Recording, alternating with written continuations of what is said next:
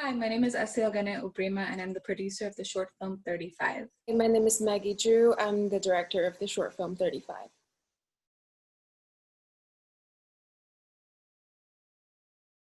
Oh, I think we were both kind of inspired by the idea of a seemingly mundane journey and how it can have a lot of how it can have a significant meaning to someone depending on who they are and what their identities are.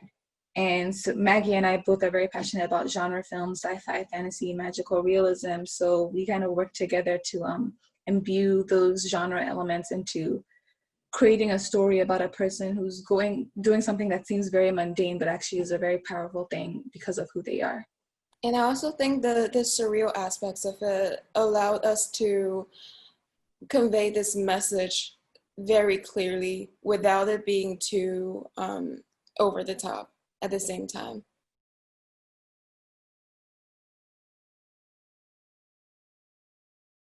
I'm very much a story-oriented producer, and I think the visual language of the film comes entirely from Maggie and her just being like a visual genius when it comes to lighting and communicating these really heavy messages and doing it in a way that is very much in tune with the story that we're trying to tell and still imbibes a message, and everything that she does is super intentional and has meaning. And seeing her work with the DP and the camera and grip crew to make sure that came across was incredible to just sit down and watch. But I know Maggie can talk a lot more about the visual language and the messages behind that. Me personally, I really like the really bold, like forward visual styles. Sometimes it would be like almost monochromatic, and we were using really like strong colors. So I was really trying to communicate with SA and see if she's okay with it. And I'm really, really happy that she allowed me to, and she agreed with how I envisioned the film. I think for the lighting and camera aspects of it, me and my DP, we really wanted it to be just very surreal to match the feeling and to completely just correspond with how the main character is feeling. I think SA brought up the idea first, and it's really scary that I wouldn't even know about the situation of Black trans women in the United States if SA didn't bring it up to me.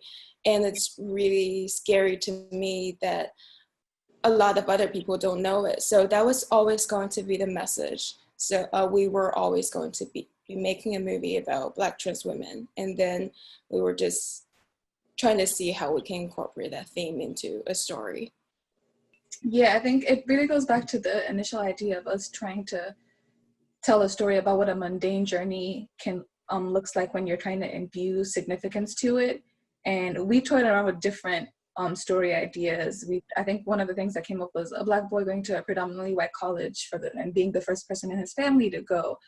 I think the initial story was about a woman getting her teeth removed and going and having to travel through very segregated Chicago to get there, and what that experience is like. But I think we eventually landed on and this was a statistic that I was aware of from having been being part of organizations in undergrad. And so when we were kind of toying around with different ideas, I was like, this is something that I think is really important, and we can tell a story that has to do with that really focuses on how we are complicit in creating that statistic. It isn't necessarily about Black trans women's lives being just automatically just violence being automatically committed against them, but more so about how we create that environment. And that's why the scenes that we decided to build are the way they are. It's about the people and the words that you use, even if you're not being physically violent, the words that you use and how that contributes to this horrible statistic.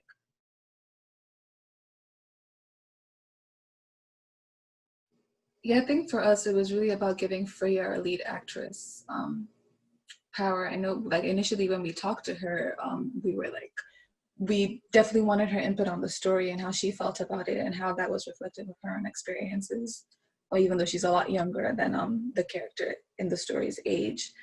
But also it was, I think, what I tried to keep in mind a lot of the time was that this is not us being a voice for the voiceless kind of thing, where it's like, oh, we're trying to help tell their story and stuff. It was like, this is very much about like showing people how we are complicit in that violence.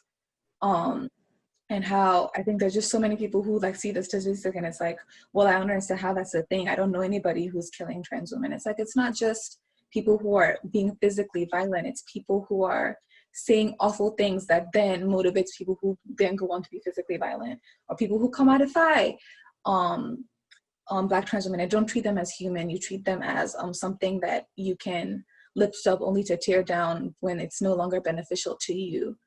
And I think keeping that in mind really helped us keep the story on track and not reduce the story to trauma porn, essentially. For me, especially the commercial sequence, it's the idea that the sequence of people filming her with cameras and interviewing her. The idea came from a lot of time I see in media, a lot of brands like to set themselves up as being politically correct or whatever that means to them. And a lot of times they're trying to like put an image of Black trans women in the media. And that kind of image is sometimes dangerous for their community or for a lot of other people if all they see is that image that they're trying to put up, and a lot of the injustice, a lot of the violence that they're enduring are just going to be left unnoticed. I mean, for me, on the producer side, was definitely giving Freya the space to calm down. I mean, she's a very young and new actress, and so a lot of this being on set and cameras and having 10 other extras constantly in her face was a lot. So like, if she needed a break, we were giving her a break. There was absolutely no debate about that. And a lot of it is hard work. She was in heels for most of the film. There's all the special effects, blood and everything. And so like, whenever she needed just some time to like be by herself and kind of recenter, just making sure that she had that space to do that, and me as a producer just protecting her. But I think what was super great was that all of the actors, I remember the last day, everyone was just having so much fun. And despite this being like super heavy, I think we shot that cameras in everybody's face on the last day.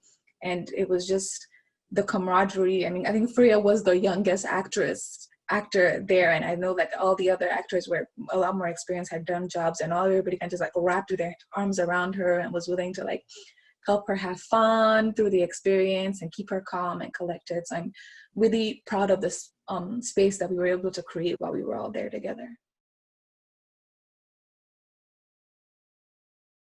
I think as a director, I really have a lot to say about this, because as a director, I did not think that I could be like socially responsible. Like when I first started making films, I was always making like art house stuff and like films about myself. It is when I met Essay that I knew that the way I like to tell stories can be used to tell a story that can have meanings. And that's very important to me. I think as a director, the most important thing for me is just to, through making films, learn to care about things that I didn't care before, and see if through my work I can also make other people know about certain things and care about certain things. I'm Nigerian, and in Nigeria we have a phrase called shake the table, which essentially means to like make things uncomfortable. Like everybody's sitting around a table and they're all like, la-di-da-di do, let's eat our meal. And the person who comes and shakes the table is the person who goes and says, this is what is happening around us isn't normal, and we all have to acknowledge that.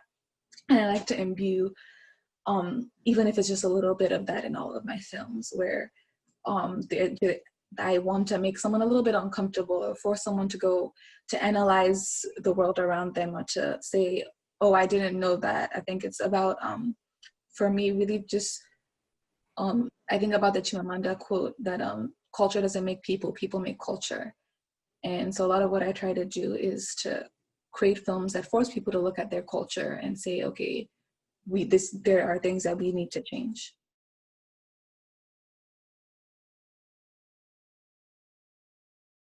I learned this from Maggie, actually, just watching her direct on set. It's that don't compromise your vision because it's the comfortable thing to do. I think I tend to be I'm very non-combative, and I don't like confrontation. So like if I'm like even as the producer, I'm saying things and we're like pushing back, I'm like, oh, okay. And something I learned watching Maggie on set was that if there's something you don't like, or if there's something that you genuinely feels need to be in the story, then you should absolutely stand up for your vision and don't let people, even sometimes collaborators, walk away.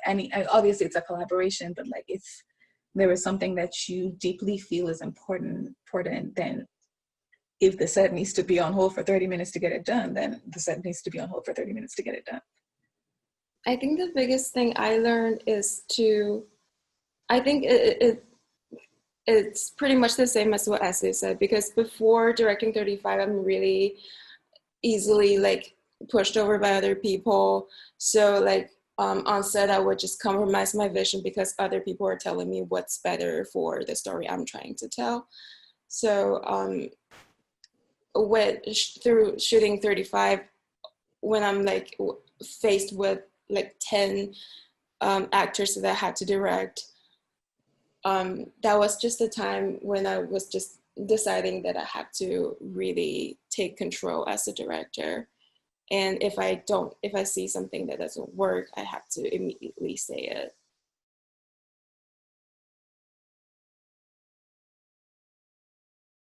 I'm working on completing my thesis film. It's still in post-production, and it's a immigrant story about a Nigerian girl who comes to visit her relatives in the US and has to reconcile her differences with her American-born cousin in order for them to defeat the monster that lives under their beds.